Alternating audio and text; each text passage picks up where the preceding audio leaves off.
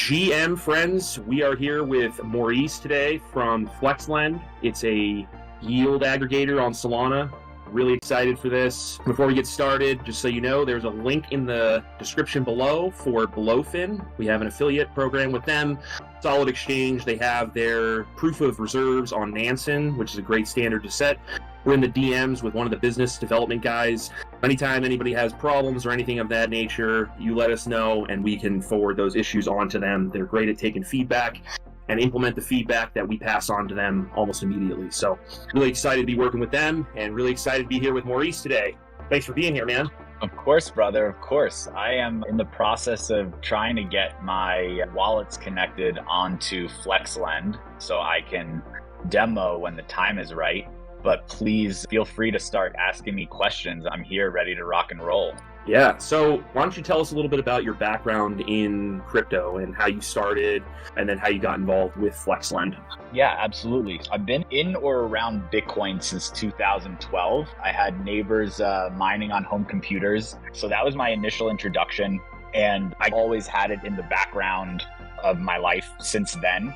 My background is actually in like the fashion and photography industries, but I've always been really interested in crypto and marketing and community building. And I've always seen the promise of crypto and DeFi as being more than just something for me or my friends to make money with, but actually granting financial freedom for those in emerging markets or banking the unbanked. Or for me personally, I've told this story a few times, and I'm not sure if I've told you this story, but basically like before the ICO boom and ETH launched, I was in financial trouble. My credit score was messed up. I had been targeted by predatory credit card lending in my very early 20s, and Ethereum, the ICO boom, getting involved in crypto more actively helped me fix my financial situation, helped me get enough money to open up a bank account and fix my credit and basically get my life back on track. So I experienced it firsthand, and I want to be able to afford those same luxuries to other people. That's like my background. Q1 2021, I was approached by a project building a DeFi product on Solana, went full-time with them immediately and haven't looked back since. So since 2021, I've held a few CMO positions in the ecosystem. I was a elected executive for MonkeyDAO, which is arguably the oldest NFT DAO on Solana and one of the most storied.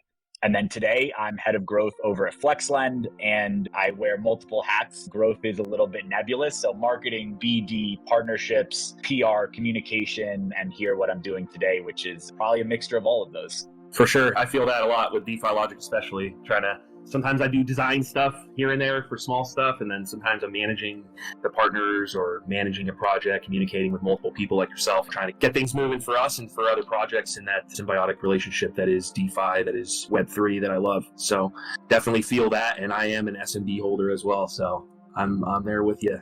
More recently, but yeah. It's still acceptable. You're in the MonkeyDAO, so take what I can get. For sure. Yeah. For people that don't understand, what's the point of a product or a platform like Flexlend, right? Just somebody that's newer to crypto, like why would they even use this? What problem does it solve?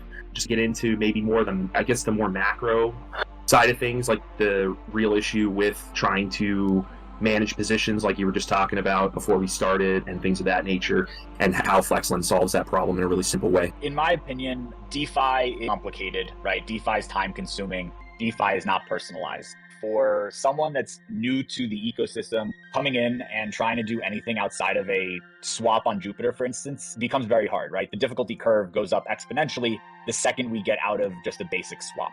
On top of that, managing positions can be really time consuming. I was just complaining to you earlier, like I am trying to manage one or two positions and there were caps on the vaults, and like I deposited and moved funds around and was ready to deposit, and the cap is full. So there's little things that make it a little harder to little details like that can make it really cumbersome. And then the last thing I would say is it's not very personal, right? Like we have a lot of different products that oftentimes kind of copy and paste from each other. and they're quite rigid. And where do you go? Who do you want to use? What choices you make in that endeavor can have impact on like the amount of yield you might get or the risk you take on, or are you earning points, for instance? That's what I would say is the issue with DeFi right now. And that's something that we're actively trying to battle and fight against. Yeah, I definitely agree. And I think the learning curve, not only is it difficult for people that are in the space and have been in the space for years, right? Let's just be honest, right? It can be a pain in the ass a lot of the time, but the onboarding of new people to DeFi specifically and Web3, right?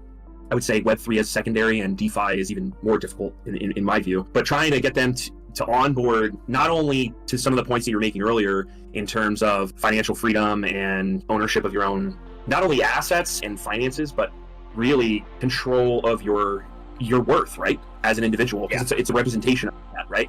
But I think that something like Flexlend is definitely needed in DeFi, just like we're seeing like the interoperability narrative for protocols like Injective or Cosmos, which they're interrelated, but still, it's like that's something that needs to happen in order for crypto to be what it can be. And that's starting to happen now. So I think that something like Flexlend is really exciting and on the bleeding edge there to really make that happen for DeFi.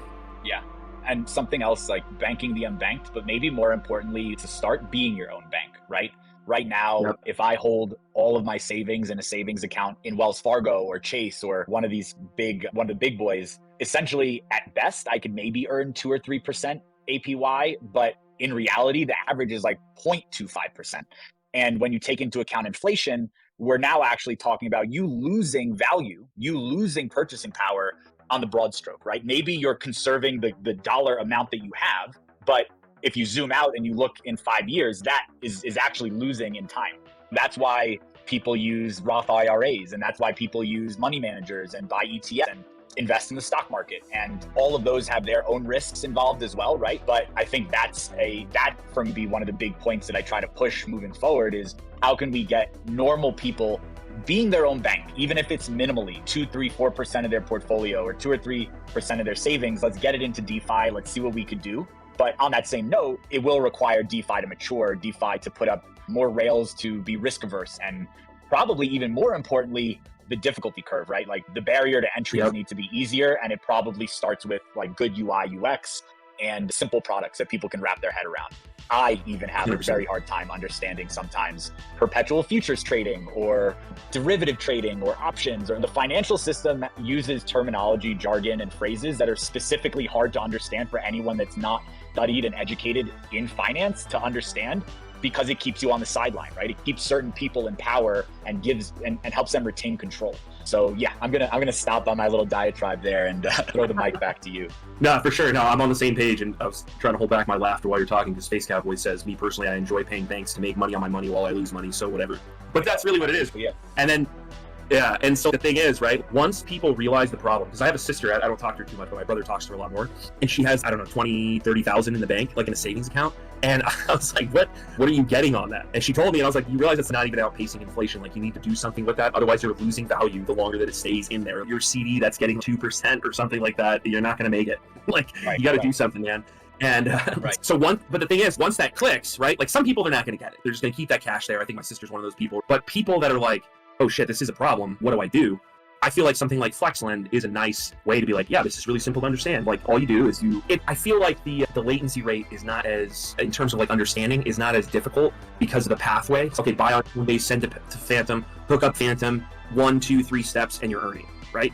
It's that similar to setting up one of these CDs. Not exactly, right? But it's similar, like where you have to go through terms of service, sign this, do that, bing, bang, boom. So it's roughly, I would say, around the same amount of steps. So I think that it's just a different pathway whereas if we're like jumping from like liquidity pool to liquidity pool or something like that, or like trying to like gain as much yield as possible for like crazy DeFi farming strategies, especially like in the last bull run, right?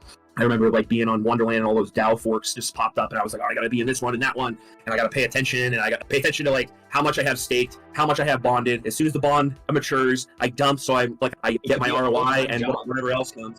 Yeah, it literally was. I had to quit my job. What you just described to me sounds like a full-time job that I'm not interested in, right? I don't want to track stuff in an Excel spreadsheet.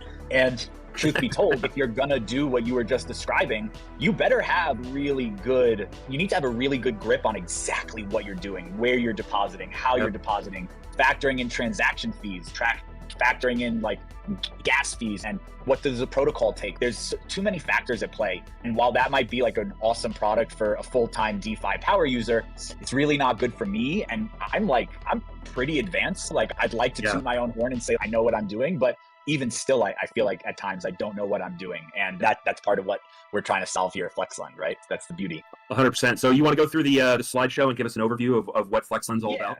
Absolutely. As we describe the problem, this is what Flexlend is aiming to, this is how we're going to aim to give you the solution, right? Make it simple to use, automate as much as possible, and give you flexibility. Simple to use. I'll show you the UI in a second. It's incredibly easy to understand. We automate your lending positions. So on Flexlend, you can deposit UST, Sol, almost all of the liquid staking tokens, Jupiter and Bonk right now. And when you create an order, we give you this flexibility. And that flexibility is to pick and choose what dApps you want to route to. If you do have a strategy, you can implement it, and I'll show you that in a second. But the biggest thing is this automation. So every 60 minutes from the point that you deposit, we will move your funds to a better rate if it becomes available. We're constantly scanning the network. It's all automated with smart contracts and whatnot. Basically, every 60 minutes, if there's a better rate available, we're going to move your funds to that better rate.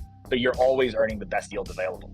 So again, best lending yield on Sol, on Solana, no fees right now. So we cover all the account creation fees. We cover transaction fees, which is quite a bit at the end of the day. All of your deposits, when routed through to Camino, to MarginFi, to Solend, to whoever's offering their own points, you earn those points with your Flexlend account. And then the last thing is we're constantly trying to give new opportunities, new integrations, new features. Ultimately, at the end of the day, Flexlend is trying to help you lend different, right? Right now, it's pretty rigid, and we think that we can really change the game in terms of how people lend and how people think about lending on Solana. Any questions or comments before I show the UI itself?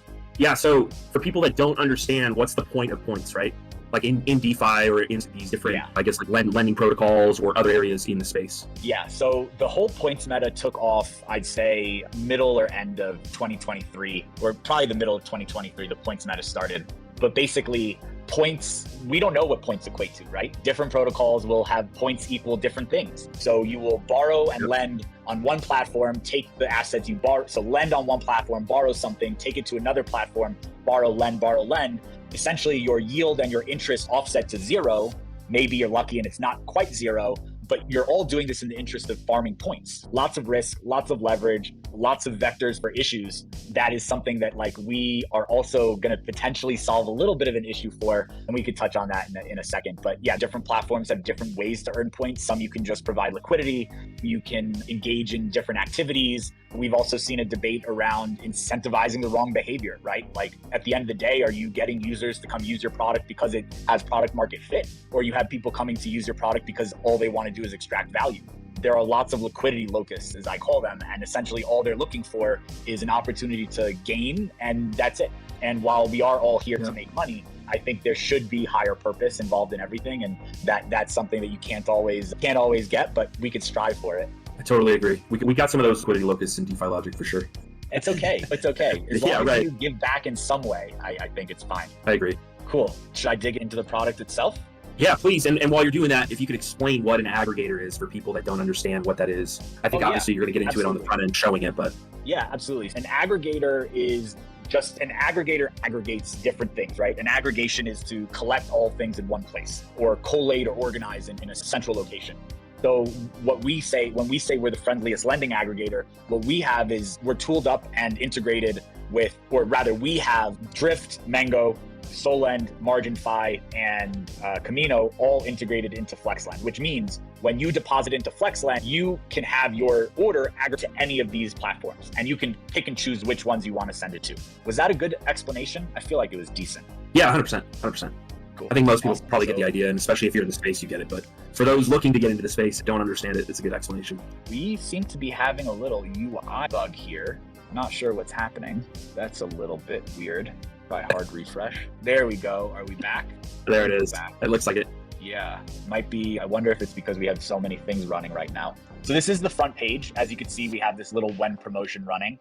We have USDC, USDT, Sol, Juke, Bonk, withdraw a deposit, but it doesn't seem like we are cooking at the moment, which is unfortunate. Okay, what I'll do is just show you the UI basically, and then I'm gonna ping the team and see if I can't figure out what's going on there. So let's say we wanted to make a $70 deposit.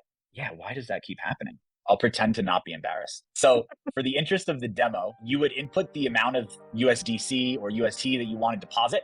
And then these are all the integrated dApps. So Drift, Camino, Lulo, which is our parent company, and that's going to get deprecated soon, I think. Anyway, Mango, Margin, and Solend. As you can see right now, Solend has quite a high APY for their USD deposits. And let's take a look at, yeah, there seems to be a serious bug right now, which is not going to be great for the recording. So if you want, you can actually pick and choose which protocols you want your order routed to, right?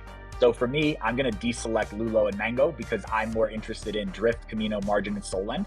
They are all offering protocol points and part of my strategy. With the Homebase wallet, you can select where you want your funds to sit if your minimum rate isn't met. So as we were saying earlier with inflation, when I lend out my USDC or USDT, I want a minimum of 5% yield. And if that 5% yield isn't met, I want it to live on Camino, so I'm earning Camino points. Depending on what your strategy is, you can amend this as you see fit. And yeah, bugs. I'm sorry, guys. Yeah, that's the idea, is that you have more control and you can set more parameters for your loans. If you were to just go to Camino or Drift or Mango, you would be subject to whatever yield they have, and there aren't any optionality therein. So with your stables or with your Sol or Jupe or Bunk, whatever it might be, you can really tailor how you want to manage your money and just take it from there. All right, I just heard from the team that basically what's happening right now, which is pretty bullish, although uncomfortable, is the site is overloaded. There are just simply too many people trying to deposit and use the dApp. So as embarrassed as I might be, super bullish and excited that this is a problem we're facing. Yeah, pretty silly. No, that's cool. That stuff like that happens. So you're just being stress tested now for later. Yeah, exactly. Unfortunate, I can't even show you the full demo as a result. Pretty hilarious. I would have been much more upset if it wasn't for the reasons that we just simply have crazy volume at the moment. Yes, I think that's a good place to stop for now. And I have my USDC over there. Thanks for coming on. Cheers. Thanks so much. And we will chat again soon. And hopefully everything comes back up to normal shortly. All right. Bye, guys. Have a good one. You too. Bye. A few moments later. So we are starting back where we left off. Flexlend is pretty bullish. Their site was down while we were talking because they were getting inundated with new users. But that happened at the same time Coinbase went down. Completely went down, and DBank went down. I was trying to check a couple wallets, couldn't refresh my balances. CoinGecko was down too, so it's just the nature of crypto. It goes down at the same time. Like, what is it? Yeah. People see something at the same time. I guess that's how the internet works nowadays. Like some algorithm. I think so. It's just weird to think about. Yeah, for sure. All right, well, if you want to give us an overview of the dApp and how it works and how to manage positions, yeah, just a walk through. Yeah, so it's pretty simple. Flexlend is essentially the goal we've set out to solve is make DeFi easier and less time consuming for people. I'd say that's the overarching theme, right? And I think we started with lending, and so Flexlend is essentially a place where you can come and you can lend across all the best Solana dApps from one place and kind of control your lending experience, always get the best rates, accrue rewards, all from one place, and with as little as possible with clicking and confusion and difficult UIs. We're trying to make DeFi like something that you can actually show it to your parents, let's say, and have them understand it a little bit. So essentially the way it works is pretty simple. You come in here, you deposit some funds. We have several assets we support. I'd say stablecoins are the best for like rates. So you put in how much you want to lend. These are the dApps that we've integrated. So if you guys are familiar with Solana, it's Drift, there's like a DEX, there's Camino, there's Mango, there's also a DEX, Margin, Fine. So you can see the rates right now, and what Flexlend does essentially is it just moves it to wherever the highest rate is, and then every hour we move it again. So we just keep moving it to the highest rate, and the end result is earning a lot more than if you just chose one of these on their own, because DeFi is super dynamic. The rates are changing constantly, and the best dApp today for earning might not be the best dApp tomorrow, and so forth. So on a long time period, week, 2 weeks, month, you end up outperforming a lot. So that's the magic of Flexlend. We do all that for you without you needing to really do anything. So you can come in here, you can click which ones you want to use. Let's say you don't like Mango for some reason, you could not use Mango. Let's say you really want to just use Camino, Margin, Fi, you can choose what you want to do. So I'll just leave them all for now. Pause it, wallet pop up, sign it, and there it is, done. So once you've deposited, you can go in here and you can go to portfolio and just see what you've where your funds are at. Essentially, I have some more than I made before this, but you can see it looks like I have 4 deposits for $100. This is the one we just made. You can click into it. You can see we like USDC. These are the apps that it's going to use. Right now it's in Camino because that's the best. You can obviously withdraw it here if you want to, and things like. And that's pretty much all there is to it on this. So it's pretty easy. Things change every hour. It moves around a lot. This one I had just 3 of them selected, for example. And what's really cool is whoever it deposits, you also earn rewards for if there's any rewards. So you can go to rewards. You can see these are the 3 that give rewards now. Camino, I have some points. Solana isn't giving points right now. Their season 1 ended. Their season 2 is about to start. And then MarginFi, you're also earning points, but we can't show them at the moment because we're working with them on getting the API access and stuff. Only other thing I'll show is you can do some fancier things if you guys are like a sophisticated DeFi user. You can open this little settings thing and select what we call a home base. Essentially what a home base is where your funds will always be unless some rate is met somewhere. So the way I use it, this is the way I use Flexlend. I choose Camino as my home base because I love Camino points. But if the rates go above 10% somewhere, I'll go farm that because that's a really good interest rate. That's worth it to me. So I'll create that, and then what happens is my funds will always be in Camino unless someone can give me 10%. And then once that 10% is lost, it just goes back to Camino. Yeah. So just I guess for the simple app. For sure. So for the normies out there that don't really understand why you would select or deselect certain ones, goes to what you were just talking about with earning Camino points specifically, right? So if you want to only earn points, you would probably deselect the dApps that are not providing points at the current moment. So it's like an easier way to play out your strategies from one place. And then if you could speak to I think in the docs I was seeing something about how Flexlend does not touch the funds. Is that correct? You can keep it in your wallet, or it's just moving it from one position. So one of the things we're trying to do is also just make it safer for people to use DeFi. Now, safety is hard to sell for people. I think it's something people just assume. So we're trying to build cool features. The feature you're talking about is the Homebase wallet. So you can choose your wallet to be your home base, which pretty much means, hey, I don't want to take smart contract risk unless I'm getting 10% or 20%, right, or whatever it is, right? So I think that's something that I particularly really care about. I think it's hard to educate people about smart contract risk. I also think the solution isn't just hiding it, that people are taking smart contract risk. I don't know what the answer is. You have to find a way to help people manage the risk reward more. So I think for normies, probably they won't use the advanced settings, but if you're a DeFi, a little bit more sophisticated home base, setting minimum rates, that's a really good way to manage your risk reward, a really good way to control how you earn on your money without it just being, come to this website, put all your money in there, we'll give you a number, and that's it, right? I think that's how DeFi has been historically, but that's not going to scale to DeFi degens or normies, so we need something better, I think. Definitely. And I think to your point, I think it's just a risk to reward thing, right? You were saying that in an implied way, but yes, that's really how I look at it. Is it worth the risk that I put it over there? If I'm getting a high yield, then yes. If not, then probably not. But I think in some of these cases, I've seen it spike to like over 100%. I think it was like over 130% on, was it Solana the other day? Solana's been crazy. Obviously I'm biased, but it's a really good tool to earn on stable specifically. Like, these are the rates right now, 15, 19%. This isn't something that is just right now for this minute. It's like, this has been pretty consistent. Solana activity has gone up a lot. Crypto activity has gone up a lot. People are trading, people are borrowing, people are leveraging up. I personally don't like to leverage up and borrow. Like, that's just not my style personally, but I love farming the yield it provides, right? I love earning 20%.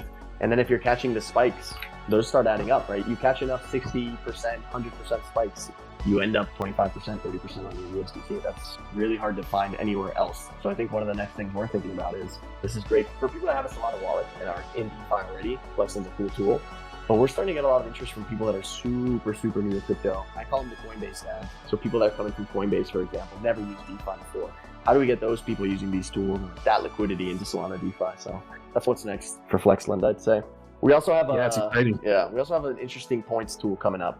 We're going to let people essentially sell all their yield in order to buy more points. So you can choose to forego all your interest and get double the points that you would normally get. So let's say you want Camino points or MarginFi points. Those are the two. You can double up without borrowing, without having to pay any fees, just pure doubling of your points. So I think the other theme is just make it easier for people to control how they use their money in DeFi. Because again, it seems like most of the products are just dump your money in and you don't really have a choice of what you're doing. It's just a vault of some sort that you have to go along with. Yeah, definitely the case. Yeah, and I was talking with Maurice about that yesterday a little bit. But in terms of, I feel like Flexlend is about the same amount of clicks or pathway as a lot of trad stuff, right? If you go set up a savings account or something like that, you're gonna have to do this click, that click, sign this, sign that. It's not signing transactions in your wallet. but you're still signing a document, right? So it's like the same amount of UX, where I feel like a lot of normies or people that are not as exposed to DeFi or Web3 can be comfortable with, and it's not like a pain like some of the other DeFi protocols and farming methods. Yeah, it's pretty complicated. I feel like we take it for granted. Like, it's not normal to spend 8 hours a day on DeFi and then go to Camino or whatever. Yeah. Camino's great, nothing against them. They're an awesome team, but like going to Camino, looking at their UI, which is heavy and a lot of stuff going on, borrowing, looping it, borrowing again. We take it for granted. That's not something a lot of people know or will ever do, I think. So how do we make those things easier is important. I think on and off ramping is important too. Like, even just using a wallet, we take for granted. I think a lot of people will use Solana DeFi without having any idea of what a self-custody wallet is. That's my prediction. So I think a lot of the things we take for granted from the UX today are incorrect or not going to be as we scale more. I agree, 100%. Yeah. But yeah, I appreciate you and Maurice showing us everything that you got. Stay tuned. There'll be more stuff coming. Well, thanks for coming on, man, and thanks for being in the server. We'll talk soon. Thanks for having me. And thanks for everybody watching on YouTube. Stay tuned for more like this. GN.